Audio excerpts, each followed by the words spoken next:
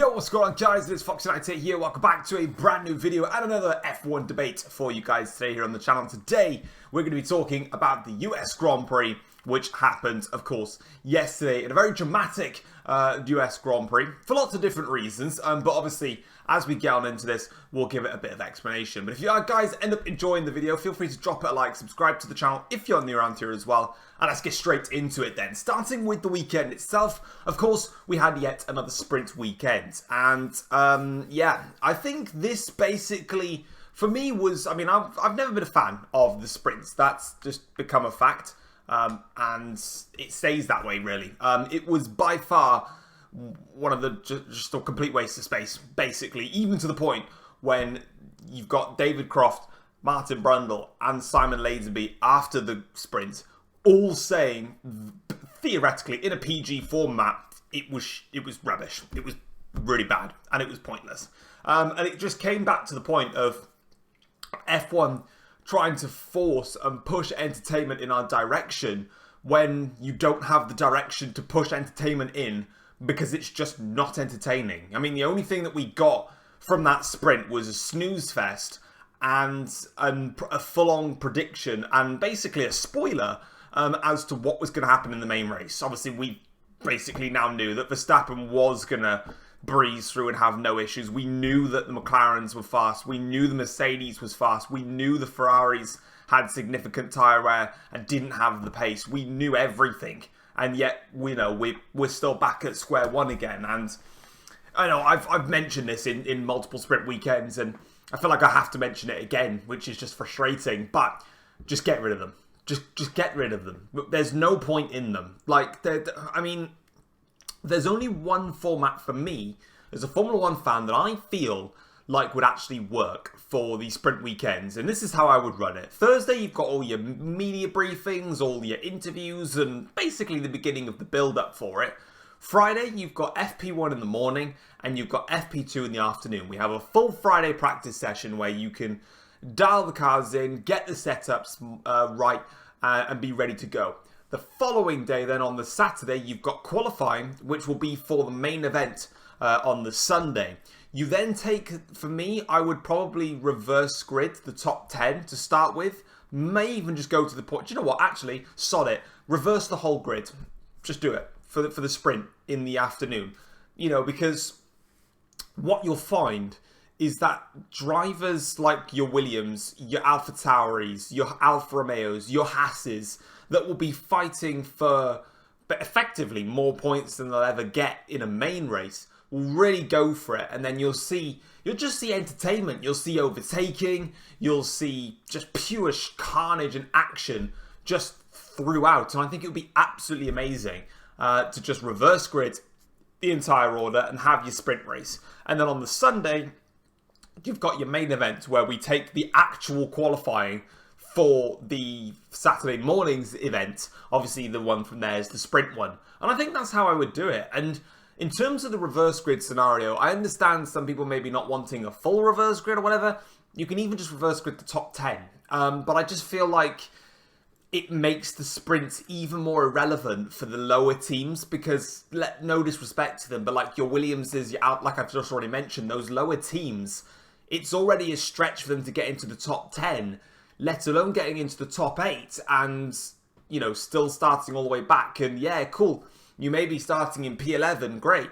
But all of a sudden now you've got Verstappen, Hamilton, Leclerc, Norris, Russell, Sainz, all like right in front of you. Are you really going to be overtaking them? No. And in terms of the top 10, flipping it around, the only thing that I'd argue with the top 10, and this is only just going off of this current season, is if Red Bull, Mercedes, McLaren and Ferrari get it right, you've got 8 positions already covered in the top 10. So then if you reverse grid all of that, you'll probably be left with like Ocon on pole, Albon in second. Say Hamilton has a dismal qualifying. Say Russell, he had a dismal qualifying in the US. He then starts third. Well, Russell's going to pass Albon and Gasly. And then it would just be, well, can anyone else pass Albon and Gasly? And that's basically a sprint. That's the only reason why I'd go with a full reverse grid. Because you'd have everybody, you'd have everybody at the back. And then you'd see them just charging up the field. And it's not a case of one driver, yeah, and sure, it might be that in the main events, Red Bull will be constantly winning, but in the sprints, it could easily be somebody different. It might be that Aston Martin, they had a horrible qualifying in COTA.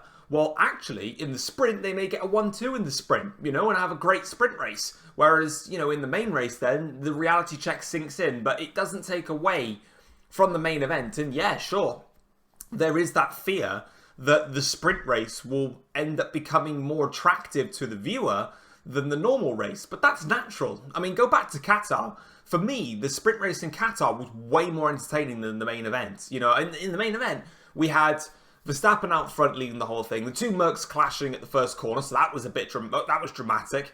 And that was very forgetful by that. Whereas in the sprint, we had obviously the crash between Perez, one of the Hasses, and one of the Alpines. We had everybody starting on, some starting on the softs, some starting on the mediums, multiple changes for the lead. Piastri winning it, Hamilton coming through on the, the softs falling off, the mediums coming into play. There was a lot at it. But here, it was, now that we haven't had any hectic qualies, now that the wet weather hasn't really taken any effect, because obviously we had that stretch of like 7 or 8 races in a row of just wet qualifyings. Now that none of that's in effect, you can basically truly see how poor a sprint race is. And yeah, I just think it needs to be heavily modified for next year, because like I said, I'm all for F1 trying to do things for the fans, but at the end of the day, this is not doing it for the fans. It doesn't work, and it definitely needs to be changed. Which is basically why I have nothing to talk about for the sprint race in terms of what actually happened like I normally do. Because, well, quite frankly, it's a waste of time. So, we move on from the sprint. We go to the main event of the US Grand Prix. And, I mean, we'll end with the controversy between two naughty cheats. And we'll crack on with the race itself. Of course, we have Verstappen out of position, which was brilliant. We had Leclerc, Norris, Hamilton, Sainz and Russell, I think it was, all ahead. Brilliant. I mean, we nearly saw Verstappen jump up to 3rd from the start, which would have literally hurt my feelings, but that didn't happen. It was a brilliant US Grand Prix, I actually thought. Like, just putting it into full perspective, I don't really need to run through the entire race and what happened, because, well, you would have known by now. But it was a great race. I thought it was really entertaining. There was lots of overtaking. There was so much strategy involved in it. And, you just didn't really know who was going to win. I mean, at one point in the race, I was saying that Norris has got a great chance because Verstappen wasn't climbing through the order. He gapped Leclerc. Leclerc was struggling on his tyres. Hamilton wasn't necessarily closing rapidly on Norris until the end of the stint. Verstappen then does the undercut. Norris responds to that, stays out in front. He's got himself about 2-second gap. All right, so Norris could do something here. Then you've got Norris on hards, Verstappen's on mediums. Hamilton comes out on hards. He's then closing that gap back up. Verstappen's overtaking Norris. Then they go on to his different set of strategies. Hamilton looks like he's been left in the dust. All of a sudden, he's flying on mediums. So you're going from Norris thinking he's going to win. Verstappen's then in the ascendancy. He's probably going to win. With about 4 laps to go, I thought Verstappen had won the race. Then Hamilton started to really come at Verstappen super quick. And then I'm thinking, is Hamilton going to pull something off here? Completely spectacular. Obviously, Verstappen ended up winning the Grand Prix. But it was a brilliant race. And it wasn't just the top, the top teams that were providing great overtaking. There was lots of it further back. The Aston Martins, starting from the pit lane, both were in the points until Fernando Alonso had some damage to the floor or suspension he was talking about. And that obviously ended his race. But Stroll had a brilliant weekend, to recover from his pit lane start to finish I was going to say P9, but I think it's P7 after the disqualifications for Leclerc and Hamilton. But overall, just as we've probably had for quite a few COTAs, really, it was great fun. I really loved it. And me, very often, me and my dad are just sort of, when we watch races together, we sort of sit there and if it's boring, it's boring because we're both yawning, we're both on our phones. But in this scenario, we were both on our phones, but we were constantly on the F1 TV app monitoring lap times, talking about who's going to win this race. We were both saying, like I said, with the Norris, and everything like that, it's like, we thought Norris could probably do this. And then we thought Verstappen was probably going to do it then because he got closer to Norris. And then we both said Mercedes threw it away for Hamilton. And then he came back in and all of a sudden I was like, and we were both like, well, Lewis has got a fresh set of mediums here. It's not over yet.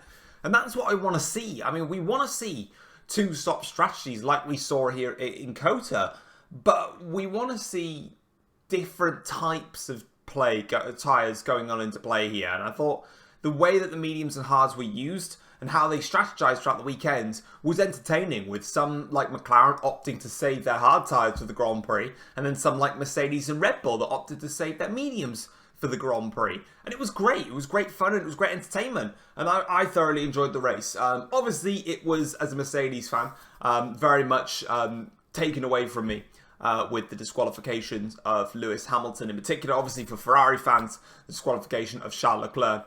But at the end of the day, that's exactly the rules. You know, I mean, in Brazil 2021, that was a slightly different scenario with a slight fault to the rear wing itself, which made it go like a couple of millimeters more than it should have in terms of the flap on it.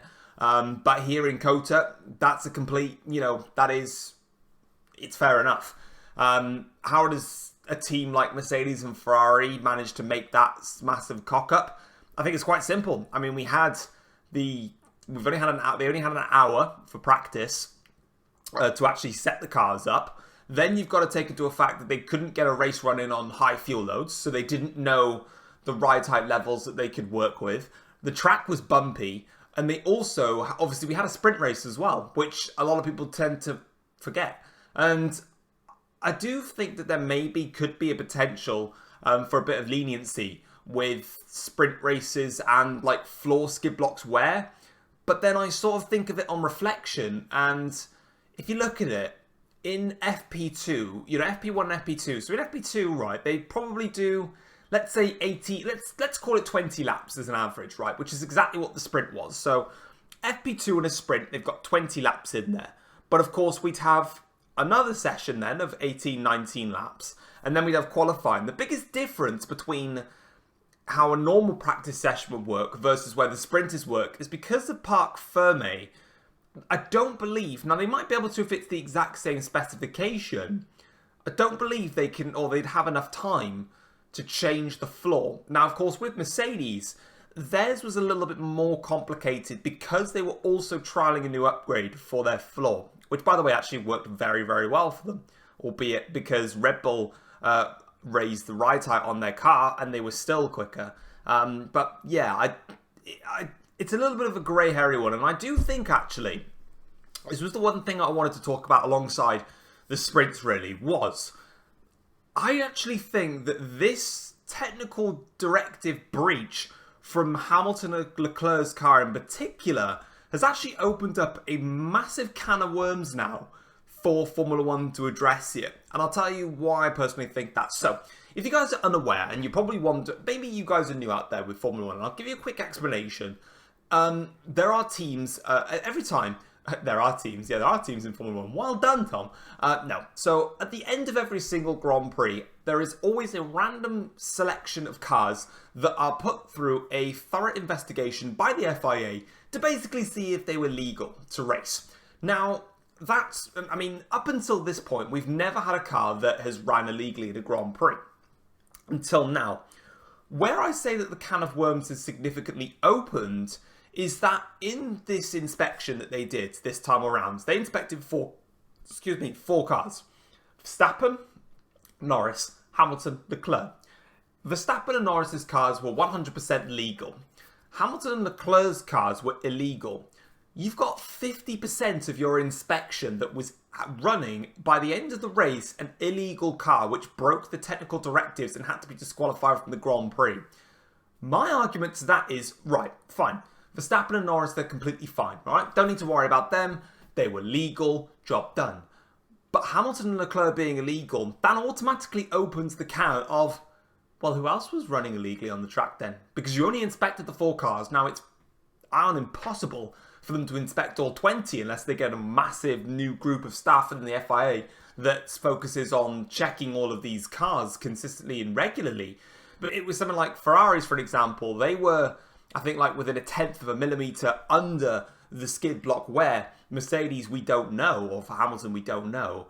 But it really does open that can of worms that, yes, sure, every car that we've seen so far that's been inspected by the FIA, via their thorough investigations, has passed them. But I'm pretty sure when they first started, it was just one random car that was thoroughly put to its paces to be checked. Maybe two, I can't remember.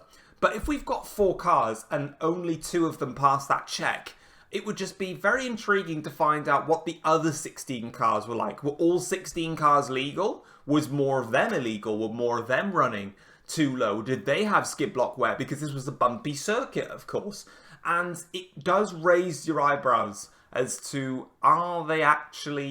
is everybody actually compliant with the regulations as soon as a race finishes? And I think moving forwards, that topic will definitely be brought up. But like I said before, I'm not trying to put any defence towards Hamilton and Leclerc in terms of it was a sprint weekend, it was only an hour for practice or whatever.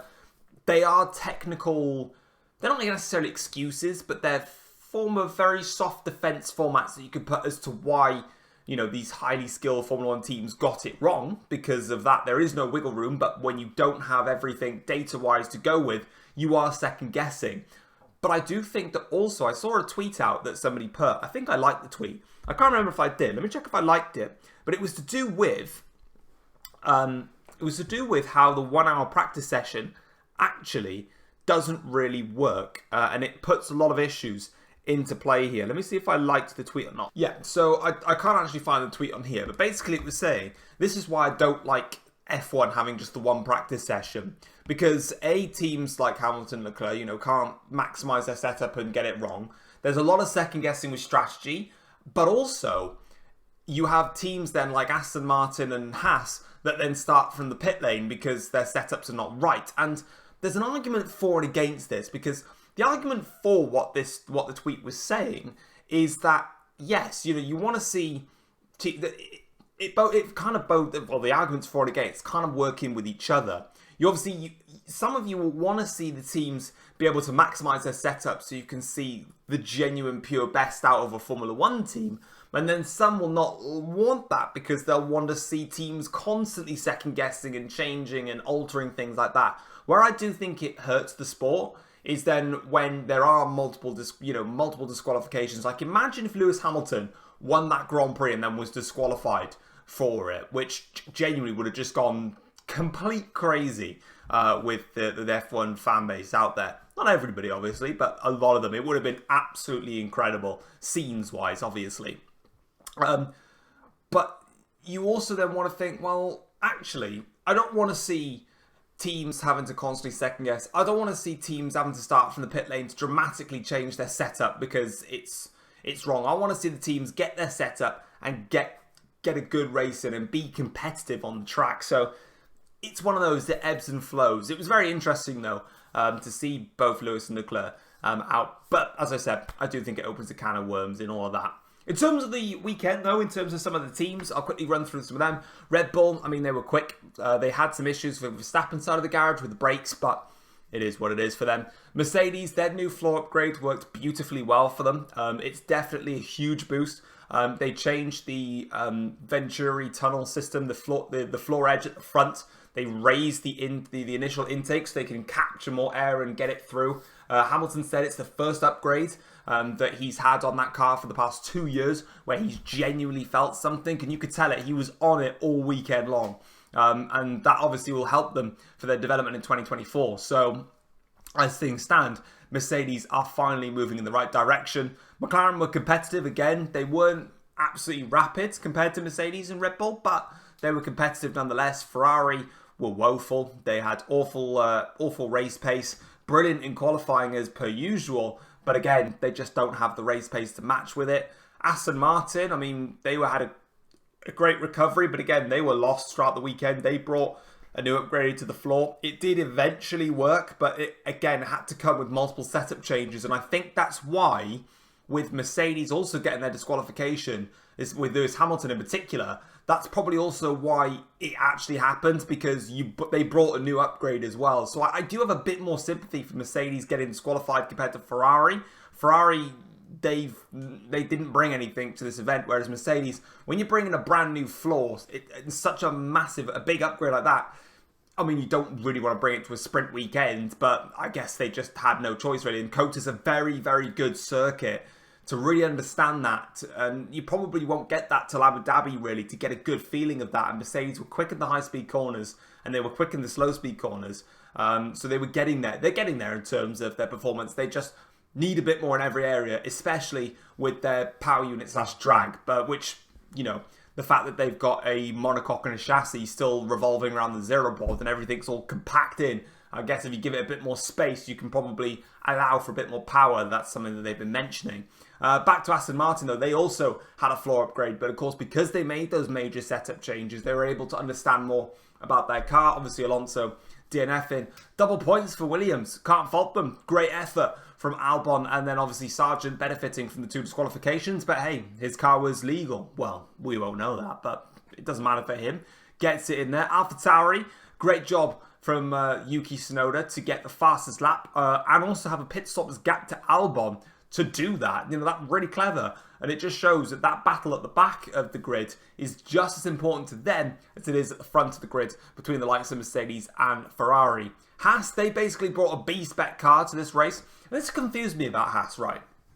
They brought a B-spec car, brand new floor, or floor edges, I think, unless it was the full floor, I can't remember. Brand new floor, let's just call it that. Brand new side pod inlet, brand new side pod, brand new engine cover, and I think they made some other modifications as well. And it just begs me the question, why would you do that now?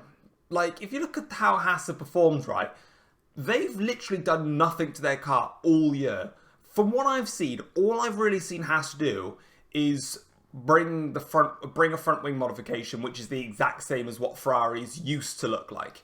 You know, they didn't bring any major low downforce rear wings. They didn't really do anything with that. They've been the one team, really, that's done the heavy cut on the upper, you know, the trim down on the top flap to get the lower downforce in there. They've just done nothing. And then we've got 5 or 6 races to go. And then they just pile on a bunch of upgrades now. Like, if they want to take a new direction in 2024 and go similar to the Red Bull route, that's absolutely fine to do that. But surely you'd introduce those upgrades, if you can, obviously, a lot sooner in the year. And then just build up a lot more knowledge and information. Because now they'll be spending the rest of this year going through this upgrade package and then seeing what they're going to do for next year. But next year still, they've still got a lot of characteristics that match what their previous concept was. Same with Mercedes. But obviously the difference with Mercedes is that they knew straight away the zero pod concept was useless. And they've been on this path now and basically sacrificed this whole season to really learn and go where they want to go. And they've actually now, with this floor upgrade, for example, found the new direction to move with. I just found it really weird, in my opinion. Alfa Romeo didn't really do anything this weekend. I don't really recognise them in the race at all, to be honest. So it is what it is. And McLaren, I mentioned McLaren already. I think I mentioned everyone else on the grid now. If I haven't, my apologies on that, but it is what it is. But of course, we've got a triple header, which I'm very, very happy about. All of the races in the evening. Next up is the Mexican Grand Prix. So where do I think we're going to go with the Mexican Grand Prix? Well, I actually am going to put a little bit of a cheeky one out there and say that Mercedes-Benz will be the dark horse for the Mexican Grand Prix. Bit of bias in there, I know, obviously, but hear me out, okay. You're probably thinking Mercedes-Benz dark horse, haha, lol. Well, there's a 1.1 kilometer pitch straight that Red Bull will breeze everybody at. Now, Mexico is the highest altitude circuit on the calendar by quite some distance. Everybody around there runs absolute maximum downforce, but achieves the top speed levels of Monza.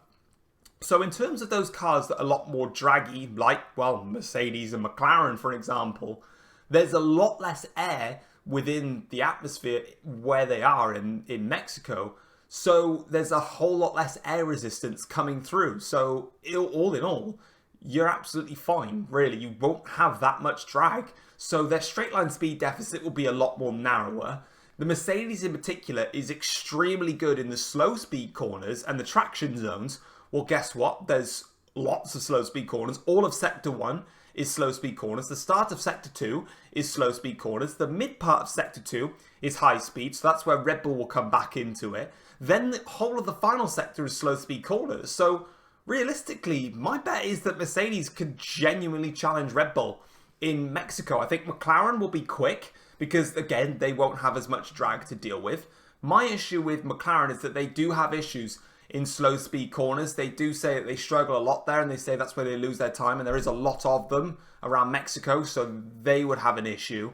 And with Ferrari an unknown one to me, because last year Ferrari were woeful around Mexico because their power units suffered horrifically, and their turbo in particular sounded like it was about to die in that race, and they were way off the pace there. So if they've made improvements to the PU, then they can definitely get involved with it, because again, Ferrari are also a team that like slow speed corners, and they like the traction zones in particular, so they can definitely challenge. It just comes down to whether their engine can actually occupy with the altitude, because it couldn't last time around. And who knows where Aston Martin will be in it. Their floor upgrade clearly obviously do work, and every single team now in Mexico will have a full 3 practice sessions to really get things right. And I think Mercedes and Aston will like that a lot, because they'll take the learnings from the USA and they'll bring them here to Mexico.